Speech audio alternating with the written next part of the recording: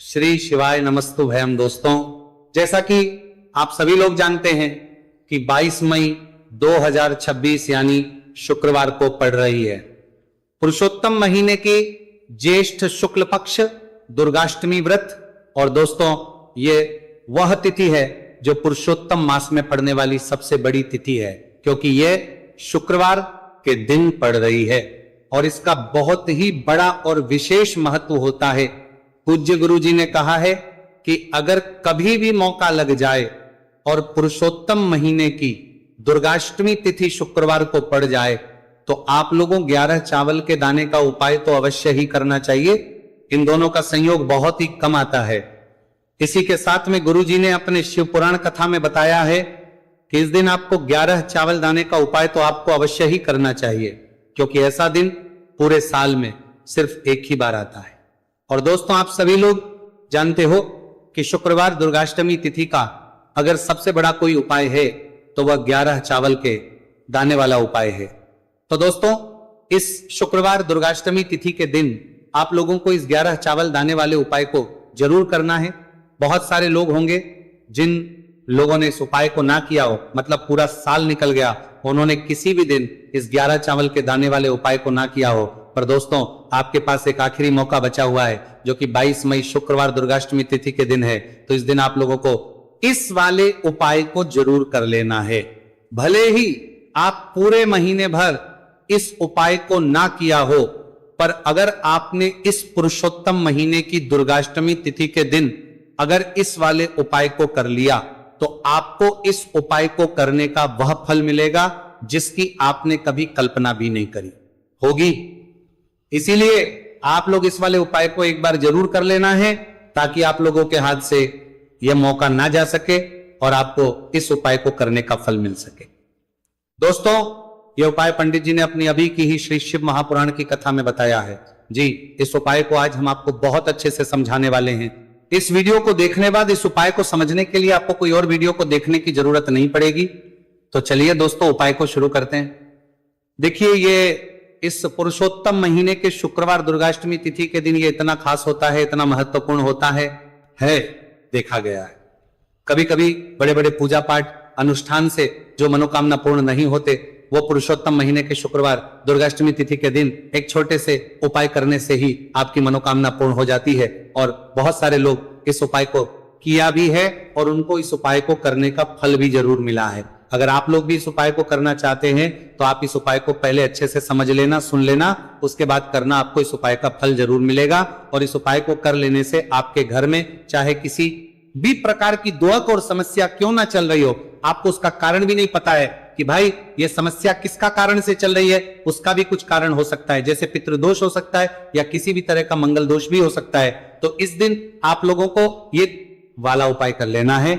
ये एक ऐसा उपाय है जिस उपाय को अगर किसी विशेष दिन पर किया जाए तो भाई उस विशेष दिन का जो है वह तो हमें मिलता ही मिलता है, पर हमने उस दिन पर इस उपाय को किया है तो हमें उससे भी बड़ा फल मिलता है, और फल बहुत जल्दी मिलता है, वो अगर पली पर कली पर, क्योंकि आप इस उपाय को बहुत ही बड़े और विशेष पर कर रहे हो। तो चलिए अब उपाय के बारे में बात करते हैं, लेकिन उससे पहले आप लोगों को यह जानना आवश्यक है कि आखिर यह उपाय किस समय करना है, किसको करना है और कैसे करना है। तो चलिए हम आगे आपको वीडियो में एक करके बता देते हैं। लेकिन उससे पहले अगर आप लोग हमारे चैनल पर पहली बार आए हैं या फिर मेरी आवाज आज पहली बार सुन रहे हैं तो हमारे चैनल वास्तविक जानकारी को सब्सक्राइब जरूर कर लेना, और इस वीडियो को करके कमेंट बॉक्स में श्री शिवाय नमस्तु भयम ओम नमः शिवाय जरूर टाइप कर देना।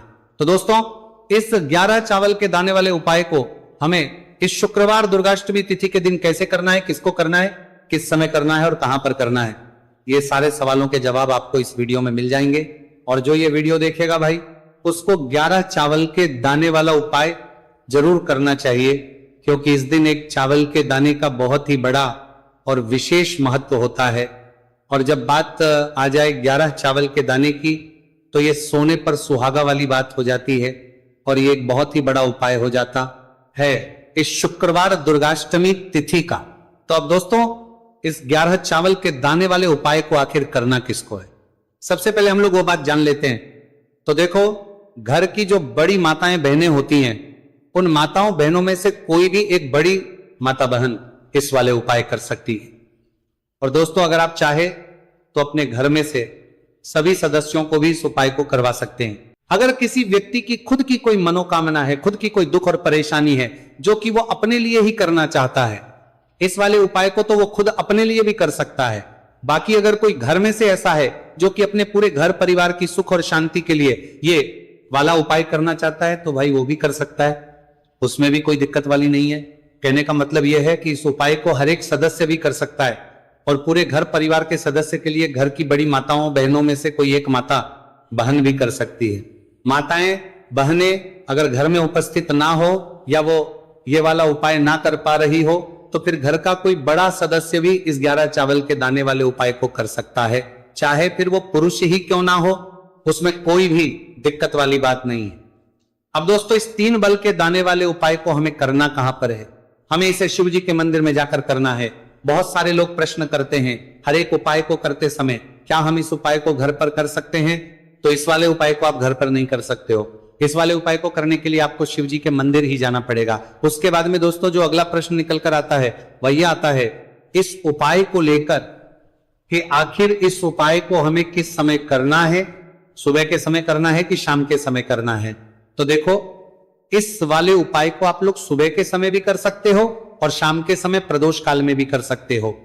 अब अगर आप पूछो कि भाई सबसे उत्तम समय कौन सा रहेगा इस 31 चावल के दाने वाले उपाय को करने का, तो हम आपसे बस यही कहेंगे कि इस उपाय को आप सुबह के समय करेंगे तो ज्यादा बेहतर होगा। बाकी अगर प्रदोष काल शाम के समय भी करेंगे तो भी अच्छा होगा, उसमें कोई भी दिक्कत वाली बात नहीं है। तो अब दोस्तों अगली सबसे बड़ी और महत्वपूर्ण बात आती है वह कुर्वंतम परमिट। ये आती है कि सुबह अगर हम उपाय को करेंगे तो हमें कितने बजे से लेकर कितने बजे तक के बीच में करना है, और शाम के समय प्रदोष काल में करेंगे तो हमें कितने बजे से लेकर कितने बजे के बीच में करना है। तो देखो सुबह जितनी जल्दी हो सके आप उपाय को करने की कोशिश करना। बाकी अगर किसी कारणवश लेट भी हो जाओ थी, देर भी हो जाए तो 10 या 11 बजे तक भी आप उपाय कर लेना, पर 12 बजे से ज्यादा देरी ना हो, ठीक है, इस बात का ध्यान रखना। उसके बाद में दोस्तों अगर शाम के समय प्रदोष काल की बात करें, प्रदोष काल का जो समय है होता है वो शाम के 6 बजे से शुरू हो जाता है। मतलब शाम के 6 बजे से लेकर 7 बजे के बीच का जो समय होता है यह समय प्रदोष काल का समय होता है। पर अभी जो मौसम चल रहा है इस मौसम में जो है शाम बहुत देरी से होती है, तो आप इस उपाय को 7 बजे से होती है या 8 बजे के बीच में भी कर सकते हो। मतलब शाम के 6 बजे से 8 बजे के बीच में आप कभी भी इस वाले उपाय को कर सकते हो, उसमें कोई भी दिक्कत वाली बात नहीं है। अब दोस्तों यहां पर इस उपाय को लेकर एक और सबसे बड़ी बात यह निकल कर आती है कि इस 11 चावल के दानों को हमें लेना कहां से होता है और हमें इस उपाय को करने के साथ में क्या और कुछ भी सामग्री ऐसी होती है जो शिव जी के मंदिर लेकर जानी पड़ रहती है। तो देखो यहां पर हम आपको बता दें, सबसे पहले आप लोग ये जान लो कि ये जो 3 चावल के दाने वाला उपाय है, सिर्फ और सिर्फ आप उपाय की सामग्री लेकर कभी भी शिव जी के मंदिर मत जाना, क्योंकि हमें भगवान के सामने यह नहीं दर्शा है कि अगर हम भगवान शिव जी के मंदिर आए हैं तो अपने फायदे के लिए आए हैं। तो इसलिए जो भी पूजन सामग्री है, उपाय सामग्री है 11 चावल के दाने, इसके साथ में आपको पूजन सामग्री भी जरूर लेकर जाना है। देखो अगर सुबह के समय उपाय कर रहे हो तो सीधी सी बात है 1 लोटा जल तो आप लेकर जाओगे ही जाओगे। वही 1 लोटा जल अगर मिट्टी का जल हो तो बहुत अच्छा रहेगा। मिट्टी का जल कैसे बना आता है इसके लिए हमने पहले से बहुत सारी वीडियोस बना दी है आपके पास। इस दिन एक आखिरी मौका रहेगा, मिट्टी का जल शिव जी पर चढ़ने का और उपाय को करने का बहुत बड़ा आपको इस दिन फल मिलेगा।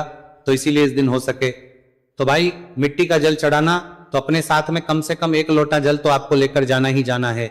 अगर मिट्टी का जल नहीं है तो घर का जल भी आप इस्तेमाल कर सकते हो। इसके अलावा जो भी पूजन सामग्री है, देखो 11 के दाने ये अलग आपके रहेंगे और जो आपकी पूजन सामग्री रहेगी वो अलग रहेगी। पूजन सामग्री में आप जो भी चीज लेकर जाना चाहे वो लेकर जा सकते हैं, एक बेलपत्र भी लेकर जा सकते हैं, उसमें कोई भी दिक्कत वाली बात नहीं है। वहीं अगर हम बात करें शाम के समय की, तो शाम के समय शिवजी पर जल नहीं चढ़ता है, इसीलिए शाम के समय आप लोग एक दीपक तैयार कर लें जो कि गोल तीखा आटे का, शुद्ध देसी गाय का घी का होगा, है ना। इस बात का आप लोगों को ध्यान करना है और इस दीपक को आपको घर से जलाकर नहीं लेकर जाना है, भगवान शिवजी के मंदिर में जाकर ही जलाना है। इस बात का भी आप लोगों को ध्यान रखना है। अब दोस्तों यहां पर हमें इस बात को समझना है कि ये 11 चावल के दाने हमें लेना कहां से है। क्या हमें दुकान से लेकर आना है या हमें अपने घर से लेना है या कहां से लेकर आना है, और कौन से चावल लेना है, क्योंकि चावल भी बहुत प्रकार के होते हैं। तो देखो इन सभी सवालों के जवाब आप लोग एक बात में सुन लो कि भाई जो उपाय है, इस उपाय में आपको यह नहीं देखना है कि भाई कौन से चावल है कौन से चावल नहीं है। बस जो भी चावल ले रहे हो वो चावल का दाना सबूत होना चाहिए, मतलब साबुत होना चाहिए, टूटा हुआ नहीं होना चाहिए, कटा पीटा नहीं होना चाहिए। ये बात आपको ध्यान रखना है। बाकी आपका चावल बासमती हो या सादा चावल हो या कोई सा भी चावल हो, उसमें कोई भी दिक्कत वाली बात नहीं। तो सीधी सी बात है कि आपके घर के रसोई घर में जहां पर आप बनाते हो वहां पर जो भी चावल आपके उपस्थित हो उन चावलों में से अपनी एक कटोरी भर लेना या एक मुट्ठी चावल अलग से निकाल कर रख लेना, क्योंकि हम 11 चावल ही यहां पर इस उपाय में लेने वाले हैं। तो हमें ये चावल के दाने गिनकर निकालने पड़ेंगे, इस बात का आप लोगों को ध्यान रखना है। तो अपने उस चावल की कटोरी में से या चावल में से 11 ऐसे चावल के दाने आप लोग निकाल लो जो कि टूटे हुए ना हो, कटे पीटे ना हो, कोई दाग ना लगा हुआ हो, है ना। अच्छे साबुत चावल के दाने 31 दाने आप लोग निकाल कर रख लो और इन्हें किसी भी एक कागज की पड़िया में या किसी एक छोटी सी कटोरी में आप लोग रख लो, ताकि ये सुरक्षित रहे, आपके एक भी चावल का दाना इधर उधर ना हो और आपका उपाय भी पूरा अच्छे से हो जाए। तो भाई जैसे ही आपका उपाय की जो सामग्री है 11 चावल के दाने ये तैयार हो जाते हैं, उसके बाद में आपको जो भी अपनी पूजन सामग्री है सुबह समय कर रहे हो तो एक लोटा जल और एक बेलपत्र या पूजन सामग्री जो लेकर जाना चाहो उसकी भी तैयारी कर लेना। और शाम के समय जा रहे हो तो भाई अपना जो दीपक है उसे तैयार कर लेना, ठीक है। और उपाय को करते समय शुद्धता का विशेष रूप से ध्यान रखना, ठीक है। सुबह सुबह स्नान करने के बाद ही उपाय को करने की आप लोग तैयारी करना। उसके बाद अगर शाम के समय की बात करें तो शाम के समय आपको स्नान करने की जरूरत नहीं है, पर शुद्धता ध्यान रखना है। आपको स्नान तो नहीं करेंगे, आप हाथ मुंह धोकर भी इस वाले उपाय को शाम के समय प्रदोष काल में कर सकते हैं, इसमें कोई दिक्कत वाली बात नहीं है। तो आप अपने उपाय की पूरी सामग्री तैयार करके आपके पास ही में जो आपका शिव मंदिर हो वहां पर पहुंच जाइए। सबसे पहले शिव मंदिर में जाकर आप लोगों को उपाय नहीं करना है, पहले भगवान के दर्शन करना है, भगवान से आशीर्वाद प्राप्त करना है, फिर शिव जी की शिवलिंग के पास में आना है। शिवलिंग के पास में आने के बाद जो पूजन सामग्री लेकर आए हुए हैं, जैसे कि सुबह गए हुए होंगे तो एक लोटा जल और जो भी पूजन सामग्री लेकर आए हैं आप उनसे भगवान शिव जी की पूजन कीजिए। सबसे पहले तो एक लोटा जल ही चढ़ेगा, फिर आपको एक बेलपत्र श्री शिवाय नमस्तुभयम का जाप करते हुए शिवलिंग पर चढ़ा देना है। उसके बाद में आपकी पूजन सामग्री चढ़ेगी। उसके बाद में अगर दोस्तों शाम के समय अगर आप इस उपाय को कर रहे हो तो अपने साथ कम से कम एक जो दीपक है गोलबाती का जो आप अपने साथ में लेकर गए हो, उस दीपक को मंदिर में जाकर अपनी माचिस से जलाना है और उस दीपक को शिवलिंग के पास में रखना है, ठीक है। इस दीपक को रखने के बाद ही आप लोगों को अपना ये वाला उपाय शुरू करना है और दीपक को ज्यादा पास में मत रखना। वैसे भी गर्मी पड़ रही है, भगवान शिव जी को आंच नहीं लगनी चाहिए, है ना। तो भाई जैसे ही आपकी पूजा अर्चना हो जाती है आप भगवान शिव जी को प्रसन्न कर लेते हैं। उसके बाद शिवलिंग के पास ही में आप कहीं पर बैठ जाइए, सामने या आसपास जिस जगह पर आपको बैठना हो वहां पर बैठ जाइए और अपने वो 11 चावल के दाने अपने सामने निकाल कर रख लीजिए, क्योंकि अब यहां पर उपाय को यहां पर करने की आपको तैयारी करना है। और इस तरीके से जब आप उपाय करेंगे, पूजन सामग्री करने के बाद, पूजन अर्चना करने के बाद, तो आपको उपाय का फल बहुत जल्दी और बहुत होकर मिलेगा। तो अपने चावल के अपने सामने निकाल कर रख लेना। और ये जो उपाय है ये आपकी सीधे हाथ की हथेली से होगा, इसलिए इस बात का भी विशेष रूप से ध्यान रखना है। तो सीधे हाथ की हथेली का प्रयोग करके ही आप लोग अपना इस वाले उपाय को करना। अपने सामने जो भी आपके कागज की पुड़िया है उसको खोलकर रख लो, या कटोरी है तो भाई उसे अपने सामने रख लो और अपने वो 11 चावल के दाने निकाल लो, ठीक है। उसके बाद में दोस्तों अब आपको क्या करना है कि शिवलिंग आपके सामने होगी तो आपने वो 11 चावल के दाने एक एक करके जहां पर आपने बेलपत्र चढ़ाए हैं आपको शिवजी के शिवलिंग के ऊपर चढ़ाना है। कहां पर चढ़ाना है? शिवलिंग के ऊपर चढ़ाना है, और कहीं पर भी नहीं चढ़ाना है, आपको अपने हथेली से तो शिवलिंग के ऊपर चढ़ाना है। भले ही फिर वो अपने आप जलाधारी पर गिर जाए, ये मतलब वहीं पर गिर जाए, उसमें कोई दिक्कत वाली बात नहीं है, पर आप चढ़ाओ शिवलिंग के ऊपर। तो आपको क्या करना है, अपना पहला चावल का दाना उठाना है, श्री शिवाय नमस्तु भयम बोलना है और शिवलिंग पर चढ़ देना है। इसी तरीके दूसरा चावल का दाना उठा है, शिवलिंग पर चढ़ना है और मंत्र बोल देना है, और फिर तीसरा चावल का दाना उठाना है, श्री शिवाय नमस्तु भयम बोलना है और चढ़ देना है। इसी प्रकार से आपको पूरे 11 चावल के दाने एक एक करके शिव जी के शिवलिंग के ऊपर चढ़ाना है और भगवान से प्रार्थना करते जाना है। मतलब प्रार्थना तो आपको आखिरी में करना है, पर हर एक चावल के दाने को चढ़ाते समय श्री शिवाय नमस्तु भयम जरूर बोलना है। उसके ही में ये चावल का दाना शिवलिंग के ऊपर आपको चढ़ाना है। जैसे ही आपके 11 चावल के दाने शिवलिंग के ऊपर चढ़ते हैं तो भाई उसके बाद में आपको क्या करना है, भगवान से अपनी मनोकामना बोलना है। मनोकामना भी कब बोलना है, जब आपका 11 चावल का दाना आपके सीधे हाथ की हथेली में हो और आप उसे चढ़ाने के लिए जा रहे हो।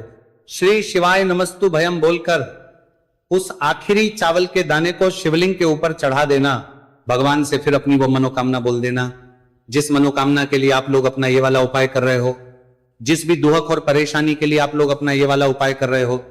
उसके बाद में जैसे ही आप अपनी मनोकामना बोल देते हो, आपका ये वाला उपाय पूरा हो जाता है। पर दोस्तों, उपाय को करने के बाद आप लोगों को 2 मिनट भगवान शिव जी के मंत्र का जाप जरूर करना है, और मंत्र का जाप करने के बाद भगवान से एक और बार करना है अपनी मनोकामना के लिए या अपनी जो भी दुख और परेशानी है उसके लिए। इसके बाद में आप लोग भगवान को देखकर, भगवान से प्रार्थना करके, उनसे आशीर्वाद लेकर वहां से उठ सकते हैं और अपने घर पर जा सकते हैं। बस दोस्तों, यहां पर यह वाला उपाय पूरा हो जाता है। इस तरीके से जो भी व्यक्ति छोटी छोटी छी का ध्यान रखते हुए इस 11 चावल के दाने वाले उपाय को करेगा, निश्चित सी बात है उसे उसकी मनोकामना पूरी होगी और जो भी दुख और परेशानी है वह भी बहुत ही जल्दी दूर होंगे। तो दोस्तों, ये थे पूज्य गुरुजी द्वारा बताए गए कुछ बहुत ही खास उपाय। अगर आपको जानकारी अच्छी लगी हो तो वीडियो लाइक करिएगा। मिलते नेक्स्ट वीडियो हैं फिर एक नए वीडियो के साथ। श्री शिवाय।